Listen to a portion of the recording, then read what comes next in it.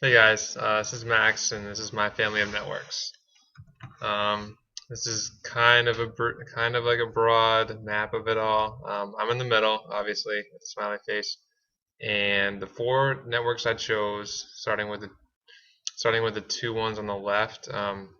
My job as a graduate assistant at as a graduate assistant in the sports information department here at Quinnipiac. There's offline duties and there's online duties that both pertain to the job, and there's different networks of people in each field. So I felt like splitting them up would be appropriate. The two intersecting points, the two intersecting faces there you see are my two bosses because they obviously pretty self-explanatory. They oversee both offline and online duties. And the ones on the right, the offline one is my friends, and the online one is my family members. The smiley faces in the middle that intersect. One's my brother because he's one of my closest friends and also family member.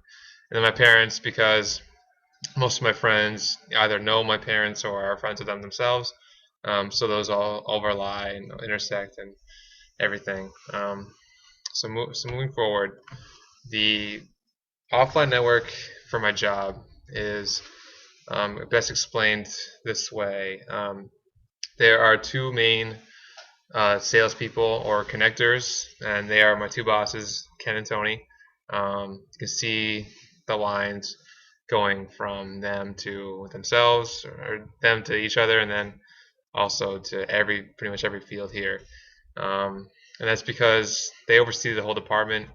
And in sports info, that deals with athletic teams, and coaches and administration and players, and they oversee the department, so they have their hands in pretty much everything that goes on. So those are the strongest ties as well.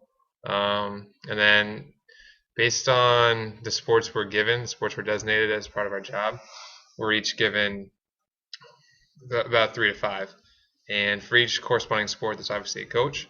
And you can see the three GAs in the middle, the ones in green. Me, Beth, Mike. We're all pretty well connected. We each have our own coaches, and that's the strongest ties within each circle. It's because we need the coaches to do our jobs. We need to understand everything there is to know about the program, its history, the players, and then little things like when's practice, who's injured, who's not on the roster, um, different things like that, travel schedules. Um, and that's just because we need to work around them. We need to interact with these people. We need to have a personal relationship because it makes everyone's jobs easier. And based off that, some of the weaker ties I have are with the players. I don't know them on a personal level the same way I do with the coaches. And that's just because I don't talk to them every day and I don't interact with them every day. I'll see them every week, but they're important to the job. I need them to do interviews. I need them to just basically interact with me, to know who I am, to know what my job is, and if if they weren't in this field, if they weren't in the circle, then there'd be a huge component missing, and I wouldn't be able to do my job to the fullest capacity. So branching from the top, Ken and Tony down to the GAs, and then from there, each coaches and players. That's how a brief overview of how it works offline. Online, it's a little different. It's more professional. There's rules that goes into it, but the main component is it starts at the top with Jack. It starts with as in any athletic department, the AD oversees everything, and he has his own assistants who are all in green, who all have their own departments themselves, including Ken and Tony. But Jack Jack has his hands in everything athletics. So when it comes to the online networks, this means there's rules to follow. We're required to respond to email within 24 hours. It's part of our job description. It's part of just staying on top of things, making sure everything's done in a timely manner. It's also dependent.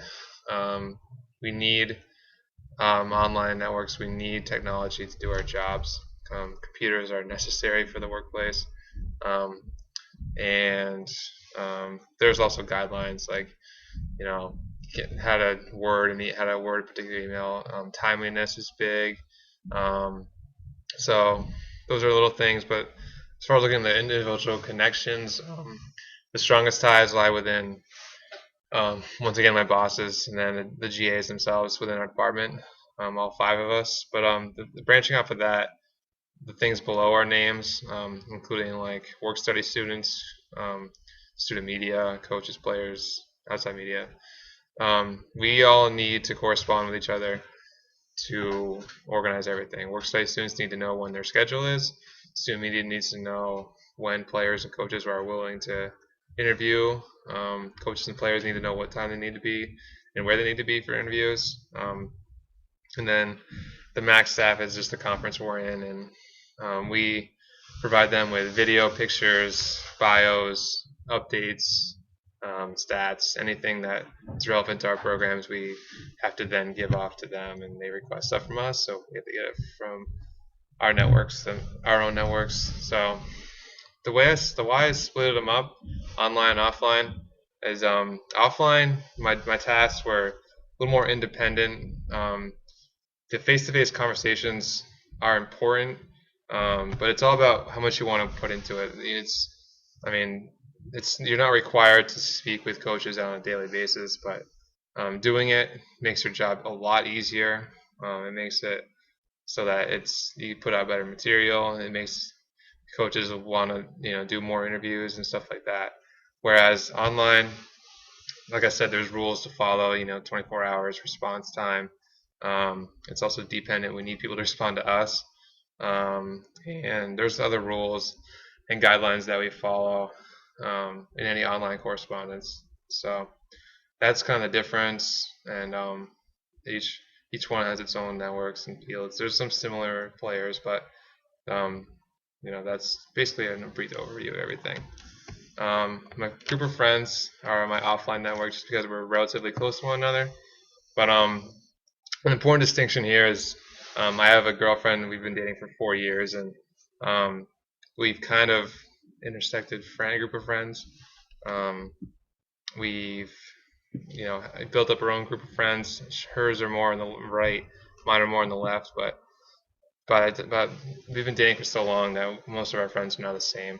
I have groups. I have friends at home that are in the lower left that I only see when I'm home, and those are obviously strong ties.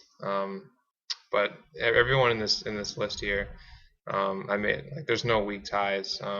We're all relatively close to one another when we're at school, so we can see each other face to face.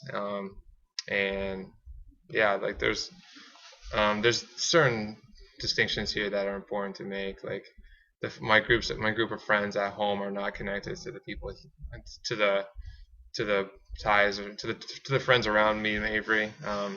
They've met a couple times, but there's no physical tie. There's no strong tie, weak tie, no nothing. So they're separate. But everyone else, from Ramon and Matt to across the top, all the way down to Mark and Carly and Lauren, they've all met, and they're all friends. They all have ties with one another. But it all goes back to the connectors, who are me and Avery. We share the same friends, we share the same interests, and we have a close, strong tie with everyone on this group of people. And finally, family. The connectors are obviously my 2 parents. It's pretty straightforward. But then then also branching off of that, 2 other pretty strong connectors are my grandparents on both sides. My dad's side's on the right, Papa and Bana. We all live really close to one another when we're at home. So, which makes this an online network, because I live 5 hours away in Vermont. So the only way to communicate with these people right now is through online mediums or technology, obviously phones. So that's why they are online. But the ones closer to the circle are the ones that are closer to us as a family. You got Dave, Becky, Morgan, Mackenzie, Michael. They live 5 minutes down the road. so they're really close to us. And Papa and Buna live 10 minutes away. Everyone on this list lives no more than 30 minutes away, except for the ones in the lower right: Mike, Cheryl, Mitchell, Maggie, Jackson. They live in Florida. We still see them yearly, but it makes it more hard to connect with them just because we're not physically there, and we can't set up times to meet and everything. So that's pretty much a view of everything. People share because they, for all the same reasons as we've talked about in the past year. We want to connect with people. We want to share laughs. We want to share stories and stuff like that. So that motivates us to share. And in each network, there's its own separate reasons. Obviously, work. You need to share to get your work done. You need to share to get your program noticed, to make Quinnipiac more well known. That's part of our jobs in Sports Info. And then with our family and friends, it's to stay connected. It's to keep our relationships strong with the people that we care about most. So yeah, that's pretty much it for me. I'm going to sign off now. Thanks.